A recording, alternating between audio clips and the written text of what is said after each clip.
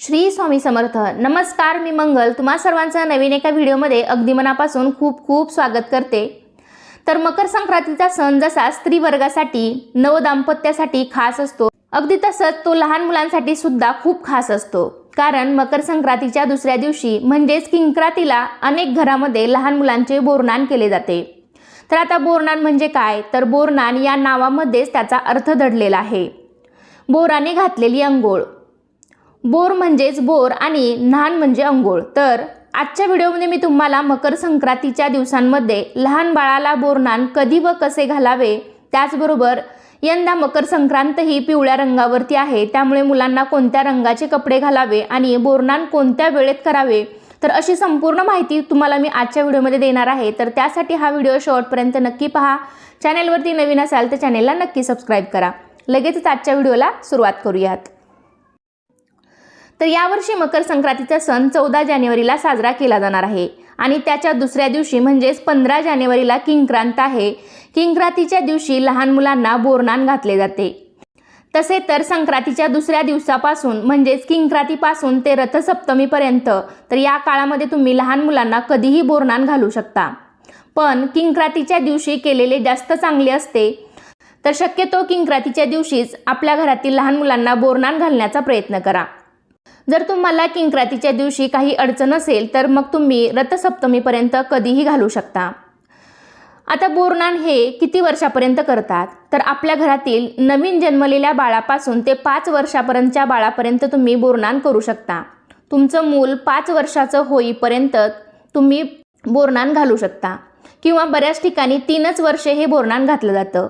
आणि बोरनान हे मुलांचं व मुलीचं असं दोघांचंही केलं जातं. शिशुसंस्कार म्हणून बोरनान केले जाते. जन्माला आल्यानंतर बाळाच्या पहिल्या संक्रांतीला सर्वसामान्यपणे बोरनान केले जाते.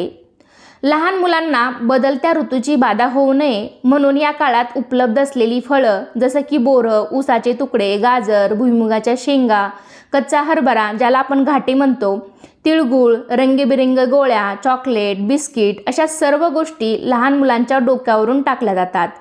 म्हणजे या सर्वांनी बाळाला अंघोळ घातली जाते. मूल जन्माला आल्यानंतर येणाऱ्या पहिल्या संक्रांतीला लहान मुलांना बोरनान घातलं जातं.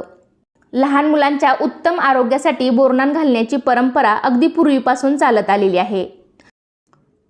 भारतीय संस्कृतीमध्ये सणवारासोबतच बदलत्या ऋतुचक्राचे आपल्या आरोग्यावर चुकीचे परिणाम होऊ नयेत म्हणून ही काळजी घेतली जाते. बोरनान मागे सुद्धा हाच विचार आहे. म्हणजेच संक्रांतीनंतर वातावरणामध्ये हळूहळू बदल होत जातो. लहान मुलांना उत्तम आरोग्य लाभावे म्हणून बोरनान घालण्याची पारंपरिक पद्धत आहे. ही जरी पारंपरिक पद्धत असली तरीही शास्त्रानुसार संक्रांतीनंतर ऋतूमध्ये बदल होताना जाणवतो. तर त्या बदलाची बाळाच्या शरीराला सवय नसते. त्यामुळे अशा ऋतूची बाधा होऊ नये म्हणून मुलांना बोरनान घातले जाते. यावेळी ऊसाचे तुकडे, भुईमुगाच्या शेंगा, बोरं, हरभऱ्याचे घाटे, पेरूचे तुकडे अशा फळांचा उपयोग करून मुलांच्या डोक्यावरून टाकले जातात. यावेळी इतर लहान मुलांना सुद्धा बोलवलं जातं. आपण असंच नुसती जर फळं मुलांना खायला दिली तर मुलं खात नाहीत, पण अशा खेळातून या फळांचा आस्वाद मुलं घेतात. त्यांना ती फळं खाण्याची सवय लावणेही सोपं जातं. तसंच पालकांना आपल्या बाळाच्या आरोग्यासाठी काय योग्य आहे काय अयोग्य आहे हे या निमित्ताने सुद्धा कळते. त्यामुळे मुलांनी ही फळे खाल्ल्यामुळे बदलत्या वातावरणात शरीर सुदृढ राहण्यास बाळाला बळ मिळते असे सांगण्यात येते. बोरनान हे शक्यतो दुपारनंतर घालतात. म्हणजेच 4-5 किंवा 6-7 सायंकाळच्या दरम्यान हे बोरनान घातलं जातं. म्हणजे साधारणतः 4 ते संध्याकाळी 6-7 वाजेपर्यंत तुम्ही हे बोरनान घालू शकता. तसं तर बोरनान घालण्यासाठी कोणताही विशेष असा दिवस किंवा कोणत्याही शुभ मुहूर्ताची गरज नसते. बोरनान हे सुद्धा महिलांच्या हळदी कुंकवाच्या कार्यक्रमाप्रमाणेच संक्रांत ते रथसप्तमी या काळात केव्हाही केले जाऊ शकते. ज्या दिवशी आपल्या बाळाला बोरनान घालायचे आहे तर त्या दिवशी सायंकाळी आपलं अंगण स्वच्छ करावं, दारात छानशी रांगोळी काढावी, आजूबाजूच्या सर्व छोट्या मुलांना बोलवावं. त्याचबरोबर काही स्त्रियांनाही तुम्ही बोलवू शकता. 5-7 औक्षण करण्यासाठी सुवासिनी स्त्रियांना बोलवू शकता. घरामध्ये एखादी चटई वगैरे टाकून त्यावरती एखादा पाट ठेवायचा आहे आणि त्यावरती उत्सव मूर्तीला बसवायचं आहे. म्हणजेच ज्या बाळाला बोरनान घालायचं आहे तर त्या बाळाला त्या पाटावरती बसवायचं. पण त्यापूर्वी बाळाला तुम्ही काळ्या रंगाचे कपडे घालायचे आहेत. मुलांना काळ्या रंगाचे झबले किंवा सदरा घातला जातो, तर मुलींना काळ्या रंगाचे खणाचे परकर, पोलके किंवा फ्रॉक घातला जातो. तसेच बाळाला काळ्या कपड्यांवर उठून दिसतील असे हलव्याचे पांढरे शुभ्र दागिने घातले जातात. मुलांना बासरी, मुकुट, हार, तर मुलींना माळ, पैंजण, वाकी, बांगड्या इत्यादी हलव्याचे दागिने केले जातात. तर या शृंगारामुळे बालमूर्ती अधिकच खुलून दिसते. बाळाला आपल्याला पाटावरती किंवा चौरंगावरती बसवायचं आहे, पण तुमचं बाळ अधिकच लहान असेल, म्हणजेच अगदी 4-5 महिन्याचं असेल, व्यवस्थित त्याला बसता येत नसेल, तर त्याला घरातील कुणीही एका व्यक्तीने मांडीवर घेऊन बसू शकता. शक्यतो बाळ जर नुकतंच जन्माला आलेलं असेल किंवा बाळाला 2-3 महिने झालेले असतील, तर अगदी एवढ्या लहान बाळाला सुद्धा बोरनान घालण्याची काहीही गरज नाही. तुम्ही पुढच्या संक्रांतीला त्या बाळाला बोरनान घालू शकता. अगदी 5 वर्षाचं होईपर्यंत आपण बाळाला बोरनान घालू शकतो. उत्सव मूर्ती बोरनानासाठी आपण तयार झाल्यावर त्या मुलाला, त्या बाळाला पाटावरती बसवायचं आहे. बाकीच्या लहान मुलांना भोवतानी गोल करून बसवायचं आहे, जेणेकरून वरून जे काही आपण साहित्य टाकू ते तर सहज त्यांना, त्या लहान मुलांना वेचता येईल. त्याचबरोबर आपण ज्या काही स्त्रिया बोलवल्या असतील त्यांना बाळाला औक्षण करायला सांगायचं आहे. तसेच आपण बोरनानाची सुद्धा तयारी आधीच करून ठेवायची आहे, जसे की चुरमुरे, गाजराचे तुकडे, उसाचे तुकडे, भुईमुगाच्या शेंगा, बोरं, तिळगुळ, रंगीबेरंगी गोळ्या, बिस्किटे, कच्चा हरभरा म्हणजे आपण त्याला घाटे म्हणतो, चॉकलेट अशा गोष्टींचाही समावेश केला जातो. म्हणजे या साहित्याने बाळाला अंघोळ घातली जाते. अशा प्रकारे सर्व बोरनानाची तयारी झाल्यानंतर उत्सव मूर्तीच्या डोक्यावरती एखादी टोपी किंवा रुमाल ठेवून त्याला बोरनान घालायचं आहे.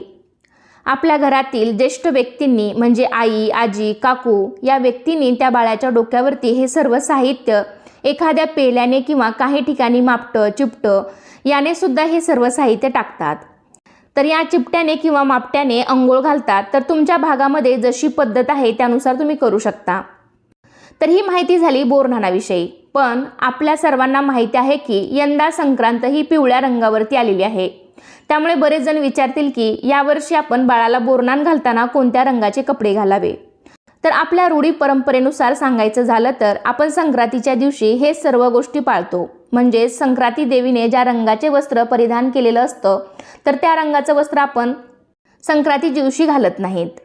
तर यावर्षी संक्रांती देवीने पिवळ्या रंगाचे वस्त्र घातलेले आहे. त्यामुळे आपण पिवळ्या रंगाचे वस्त्र सोडून इतर कोणत्याही रंगाचे वस्त्र आपण घालू शकतो. शक्यतो बोरनानाच्या दिवशी किंवा संक्रांतीच्या दिवशी काळ्या रंगाचं वस्त्र घालण्याला जास्त प्राधान्य दिलं जातं, कारण इतर रंगापेक्षा काळ्या रंगामध्ये उष्णता शोषून घेण्याचे प्रमाण हे जास्त असते आणि मकर संक्रांत हा सण हिवाळ्यामध्ये येतो.